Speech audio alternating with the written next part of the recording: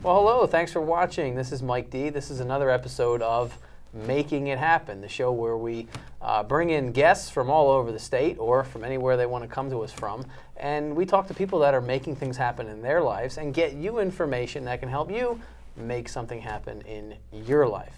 Before we get to our guest today, I just want to take care of some house cleaning for us.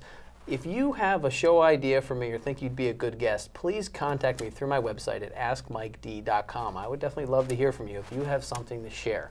Good, I just wanted to get that out of the way real quick.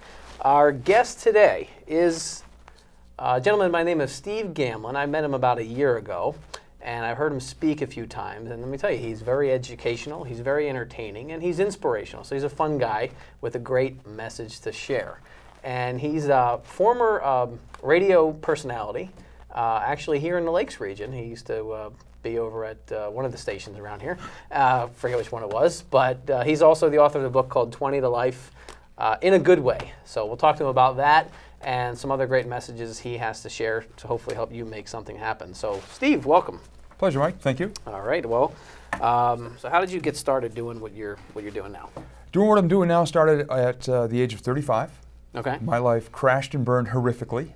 I'd enjoyed an amazing decade. I had been working in the radio industry for 10 years and absolutely loved it. And every once in a while, you know how we veer off our paths a little bit? We're not watching, and we veer off the path and we start to run out of gas a little bit.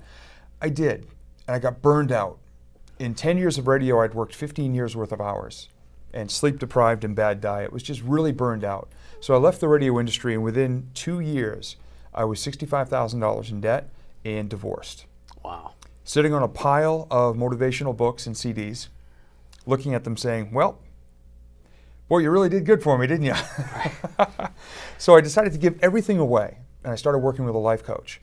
And his name is Dan Wilson, and he was phenomenal and very instrumental at getting me back in touch with what I wanted to do, which was to share messages of positivity with people and help them to find their path. How did you go about choosing a coach? I'm just curious. It's funny, he just walked into my life. Really? I own a recording studio, and I'm a member of a business networking group, and there was a woman there who said, oh, you have a recording studio? My husband has a band, they're looking to record a demo. So he came up to the studio and in between takes was asking me, well, how are things going? And I'm giving him this just sorry tale of my life. Why'd I ask? In shambles. No, exactly. he wasn't like that, was he? Exactly. Well, he says, since he said, wow, you just kept digging the hole deeper and deeper. And as I poured it out, and I told him I gave away all my motivational materials. I said, what I need to do is strip away all the layers and get down to who I really am. Because I had every voice in my head except for my own. And he started asking me questions. And I said, wow, you're really insightful with your questions. He was good at eliciting information from you. Yeah. And Maybe he you says, can well, give I'm me a that life compliment coach. someday. No, I'm just kidding. He says, well, I'm a life coach, and here's what I do. Right. And within 2 weeks, we're working together. Now, how long ago was that? 7 years ago. Just figure out what you love to do and figure out a way to get people to pay you for it. Right. Because that's, you know, what some people love to do may not make them a living, but it gives them the slivers. You know, one time I heard you speak, you talk about this firewood analogy. Yes. So let's touch on what is this firewood analogy? You know. Yep. What so many people like speakers have, and I hear this all the time, oh, we've got this secret formula, this equation, this magical formula. And these are things I say right up front. I do not say these things when I'm speaking. What I created was a very simple analogy. Firewood plus you equals a fire. Firewood is any information you can find, whether it's from a speaker, a book, a CD, a DVD, whatever it is, it's information. Right. Now you are important in the equation because you can take the information, take the spark in your heart, and ignite the information and make it part of your life to create a fire. Now a fire is just improving any one part of your life. So if you read a book, take something from it, put it into action in your life and create something great, you've created fire. Right. And it's really that simple. Why do you think, you know, what is this whole notion of attitudes and actions? What's your story on that? I think a lot of people forget that attitude is actually a choice. You know, I've had people come up to me and say, I was born with a bad attitude. And I think people forget that. Attitude is how you go into the world every day. It's the energy. Is it positive or negative?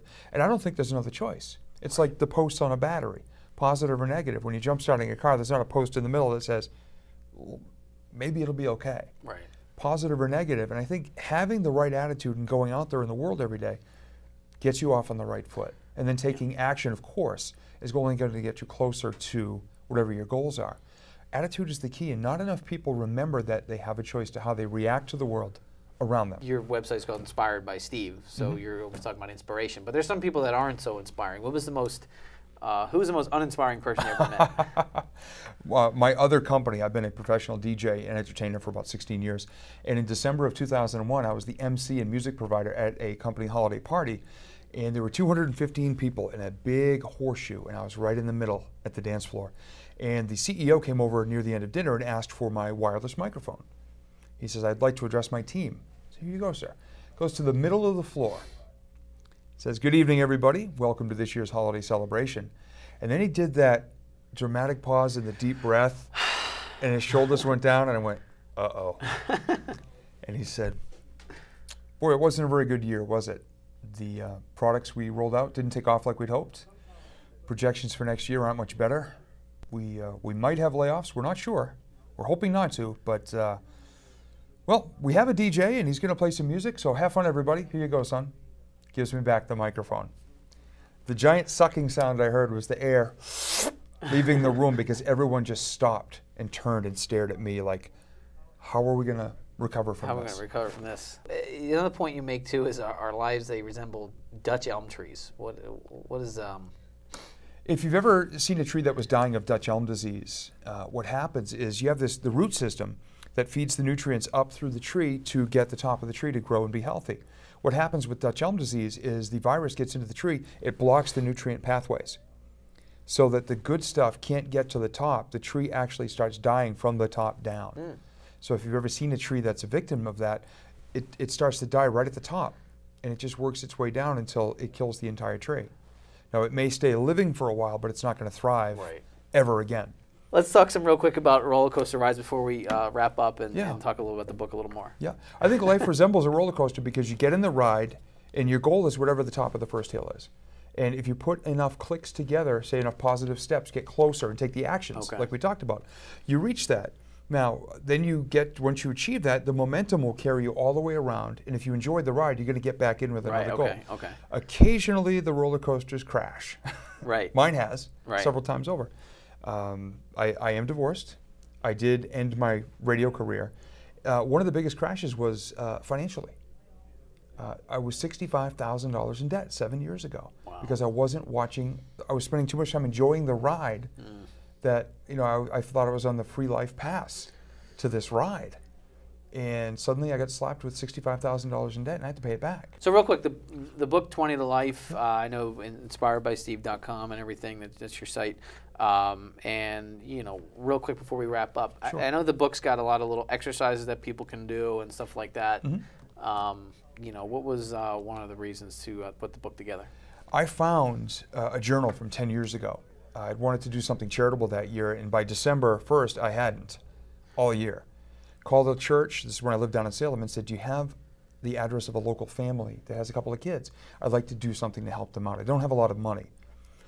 They gave me a name and address, said they couldn't deliver it, I had to do it, wanted it to be anonymous, so I got a turkey and apple pie, a $100 bill, and some gift cards to Toys R Us, and went and listened at their apartment door, heard they were home, put it all down, knocked and ran like a kid at Halloween. Went home, and it just felt so amazing. And I grabbed my journal. I've been journaling 15 years, and I wrote down how it made me feel. A year and a half ago, I found that journal and opened right to that page and just felt like it had just happened. Right, you're able to relive it. And I said, anchored. Exactly. It was anchored. And I said, if I can create 20 simple actions just like that and a way to keep track of them, that could be something powerful. Well, again, Steve Gamlin, author of the book 20 to Life, in a good way, and founder of the website inspiredbysteve.com. Steve, we appreciate you coming by. Thank you very much. Pleasure. Stopping by the Lakes Region TV studio here. And again, this has been Making It Happen with Mike D, where we bring in guests that are making things happen and can help you make something happen. Again, if you have any ideas for guests, or you think you'd be a good guest, or you have any questions for me, please contact me through my website at askmiked.com. Appreciate you taking your time to watch, and stay tuned for another episode coming up real soon. Take care.